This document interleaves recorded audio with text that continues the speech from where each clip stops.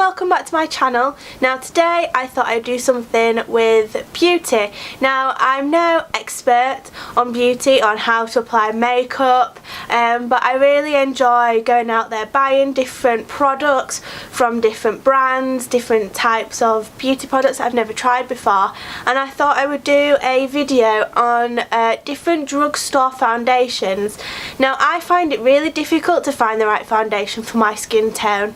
I mean, I am extremely pale. I'm quite I think I'm more of a cooler toned skin rather than a nice warm olive tone, so it can be really difficult to find something. My skin can be a mixture between oily and then dry. It can be quite dry in the morning, but then as the day goes along I can be extremely oily, so it's really difficult to find the right product for me because my skin on my face seems to be a little bit darker than the skin along my neck. It can be pretty tricky because I can put a paler foundation on and it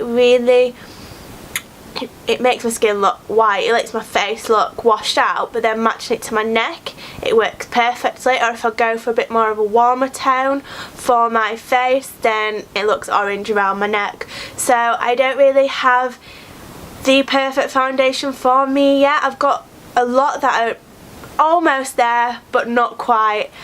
So yeah, I have got a whole heap of foundation products here to get through.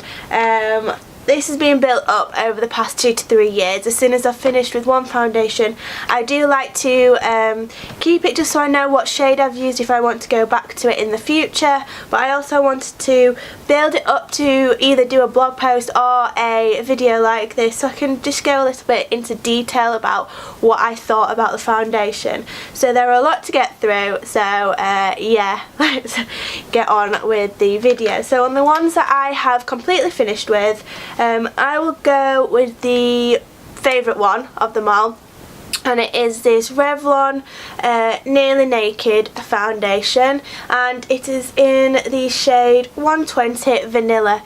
I absolutely love this foundation. I haven't gone back to repurchase it again just because I want to try out other foundations to see if I can get anything that's a little bit better, but I love this foundation. I think it's around the £9.99 mark. It is really good. This is the one that's matched my skin tone the most. It is more of a warmer foundation. It has got more of the pinky yellowy undertone to it, but it matches and blends down to my neck really well. It's in the middle of being a heavier to more heavier foundation than a lighter one, which is what I prefer because I do suffer with a lot of spots and redness like around my nose, that area, and there across my chin. That's where I get breakouts a lot. I will be repurchasing it again in the future. Sticking with Revlon, the next one is the Revlon Colour Stay, the 24-hour wear combination oily. This is another foundation which I really like. It is SPF 15, so it's great if you're going out there in the sun, and I got this in 150 buff. I got through this pot really quick. It is more of a lighter consistency, even though it says for oily skin, it does go on quite wet, but it soaks in really well and it does give a good coverage. This has got a bit more of a bluey undertone to it, which is probably a little bit better for my skin tone. But yeah, I really liked this, and again it is around the £9–10 mark. None of these are any more than around £12, so yeah, it's great. You can pick it up in Boots, in Superdrug. I'm pretty sure you can get it in on ASOS as well. So yeah, I really liked this one. I will be repurchasing it again in the future. Now onto a brand that I've not really used much before, and it is the Kiko Milano. Now I went into their store It was well over a year ago now. It wasn't the Christmas just gone, it was the Christmas before that, and I picked up the Unlimited foundation in shade Warm Rose 30. I bought this, and I also picked up their primer. I also got their primer as well. This was on offer. I wanted to try something a little bit different. I was bored of going into Boots and Superdrug at the time to pick up a good foundation, so I thought I wanted to try somewhere a little bit more higher end, but I didn't want to go and spend the price of like sort of MAC and Benefit, because I wanted something for everyday wear. So I went into there because I saw they had sales on, and this was on offer. Now, I did really like this foundation. It is more of a matte foundation, which is my favourite, because obviously I tend to go a bit more oily throughout the day, so a matte one is a lot better for me. I much prefer it. This is a little bit more of the orangey warmer undertones than what I would necessarily prefer. I don't know whether I should have gone for a shade cooler. But yeah, I really liked it. I would repurchase it again. I think it was more £12 than lower than 10, but it's still really affordable, and Kiko is a brand that is becoming a lot more popular, and there's a lot more stores on their high street. I picked this one up in my local one in Leeds. They have a whole range of different foundations, but yeah, I picked this one up and I really liked it. On to Rimmel. Now, I've used a lot of Rimmel foundations. They're super affordable. They're ones that I go back to every so often, because I love a cheaper foundation because I wear it every single day for work. I don't want to be spending a lot because I go through it so much. This one, the Wake Me Up, it's an anti-fatigue foundation. It's a skin vitamin one, brightening, sorry, with vitamin C in there, and it's also an SPF. I picked this up in 100 Ivory. Now, I have a good and a bad relationship with this foundation. One minute I really like it, and the next minute I can't stand it. I really do want to like it with it having vitamin C in there, and it's a brightening one, because I get on really well with the Wake Me Up concealer. I absolutely love that, just to go over all my spots rather than under my eyes, and I really wanted to pair it with this foundation. The last time I used it, because obviously I've not used it in a long time, I did really like it, and I went through a phase of wearing it every single day for a few weeks. This foundation, it does wear really well throughout the day. Is that the right saying? Is that what I wanted to say? It comes off halfway through the day. It fades, my spots come back through the skin, the redness, and my oily skin, because it gets bad throughout the day, that really does show, and I have to go back in with the powder numerous times. So yeah, I don't know. I have repurchased it in the past, but I don't know whether I'll repurchase it again. But if you are more of a drying skin, then I do think this foundation might be better for you, but because I'm a bit more oily toned, this really isn't the one for me. On to Maybelline. Now, I've got 2 of these, so as you can see, I really do like it. I do think I've got another 2 of these in my pot that I am currently going through at the moment. So I am a lover of the matte foundations, as I said previously. They're my favourite ones. They're the ones that I tend to go to the most, just because I'm very oily. I don't know how many times I keep telling you this, but yeah, I absolutely love these. So this is the Dream Velvet Soft Matte Hydrating Foundation, and I got this in shade 10 Ivory.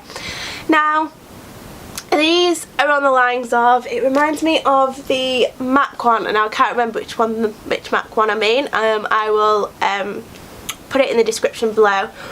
But these were a new concept when I got these. I think it must have been well over a year ago now.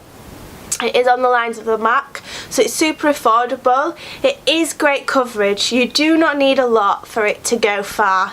You only need a little like pea size on your finger, and it spreads, it goes really, it blends, should I say, not spread, I'm not spreading butter on my face. It blends really, really well. I really like these. The only downside to these, and this is the same with the L'Oreal Infallible 24 Hour, these are pretty much the same product, but one's from L'Oreal and one's from Maybelline. I think the Maybelline one could be a little bit cheaper than the L'Oreal. The only issue with these two is that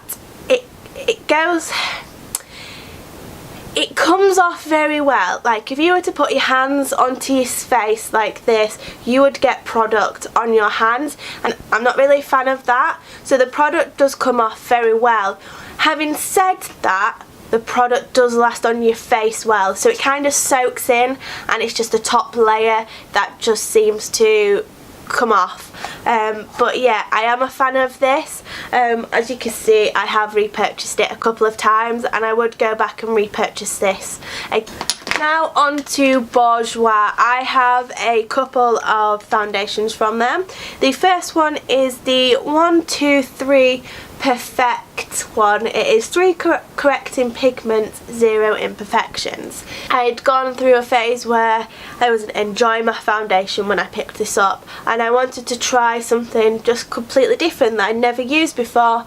No, it's not a mattifying one, but I do go through stages when my skin does get horrendously dry that I want that nice glowy finish. So I picked up this Bourjois one. It was when there was the 3 for 2 offer on in Boots. So I picked this one up, and it is in the shade number 51, Light Vanilla. I did really like it. I run out of it on Friday, and I was devastated. I was going to work and I was like, right, I really wanted to wear this one. I've not worn it in a while, and yeah, it had all gone, and I had a little patch on the back of my hand, and I had to mix it with another foundation, which isn't wise. I might repurchase it in the future, but I want to try other foundations first. It is a pump one, which is perfect, makes it super easy to use. Yeah, I do like this. If you want that glowy type of look, then this is the foundation for you to go for. And the next Bourjois product, I also picked this up at the same time as the other one, is the Healthy Mix Serum. It's all in French, so I don't know what it means. It is a vitamin-rich fruit therapy, instant anti-fatigue. I got this in shade 52 Vanilla. Again, I probably should have gone with a lighter one, but we make it work. This is, as it says on the packaging, it is a gel formula. I really like this. It is more of, it's hard to explain, it is more of a heavier consistency. It covers redness, it covers the bags under my eyes really, really well. It is really nice to blend. I really like it. It's more of a heavier coverage, but it does feel very light when you're pumping it onto the back of your hand. You do need to use a lot because it doesn't really go very far, depending on what you're using to apply it. If you're applying it with your hands, which yes, I'm still lazy, I still do that on occasions, then it does go a long way. If you're using a beauty blender, it doesn't really, you need to use quite a bit of product. If you would go back and I would repurchase this, I still have got a bit more in this to use. Okay, back on with L'Oreal. Now I have got 2 different ones. I have got the Infallible 24 Hour one and the True Match foundation. I picked up the Infallible one because I'd been using the matte ones and I really got on with the matte one. So this came out around the same time as the matte one. I think they have a concealer as well, not too sure. But yeah, I wanted to give this one a go. This one is if you wanted to go for a bit more of a lighter, dewier look, which some days do like to rock. yeah, I do like this one. It blends really well, it goes onto the skin really well, it soaks in, you don't get any product on your hands. If you just touch your face, nothing comes off, which is a lot better than the matte one. Yeah, I really like this one. There's not really much more that I can say about it. Again, the shade is 120 Vanilla, probably a bit too dark for me, a bit too warm, but I make it work, that's fine. And then the other one is the True Match one. This one is a bit more of a heavier consistency than the Infallible one. This one is a lot more lighter liquid, where this one is a lot more heavier, and it covers my imperfections a little bit better. This is the one that I reach for the most. It is very light when it's going back onto the back of your hand. It probably is a bit more watery, but once it's on the skin it does blend really well, and this is just a really easy one to use, and I love going back to it. I probably use it every single day and then just switch it up the odd day to use one of the others. And the final foundation which I've got is probably a bit more expensive along your drugstore lines, but it wasn't as expensive as I had thought. I had run out of my MAC, as I mentioned earlier, and I wanted another foundation, but I didn't want to go for your typical drugstore one. I wanted something that I could wear if I was going out, something that would last, a bit better quality. I'm not saying the other ones are poor, I really love drugstore, but I wanted something, I want to spend my money a bit more, but not as much, not spend it on the likes of MAC or Benefit. So I went to the number 7 counter. I had no idea what shade I was looking for, and they did the match test. So they tested my skin and I came out as the, not gonna lie, it's not got a shade on. I think I'm Calico, I think that's the one that I came out, so I don't know whether that was the lightest one, but it's only the next one along if it isn't. This is a matte foundation. I much prefer using these on a night out. So it's an all day velvet matte perfection oil free SPF 15. I love this foundation. It is so easy to apply. You do need a little bit more than what you think. However, if you are using a beauty blender, you don't need a lot, because that really does, especially when you've wet it, it really does blend it so well. Yeah, this is perfect for my skin. It lasts all day. It leaves like your skin, your face all smooth, a good base to apply the rest of your makeup.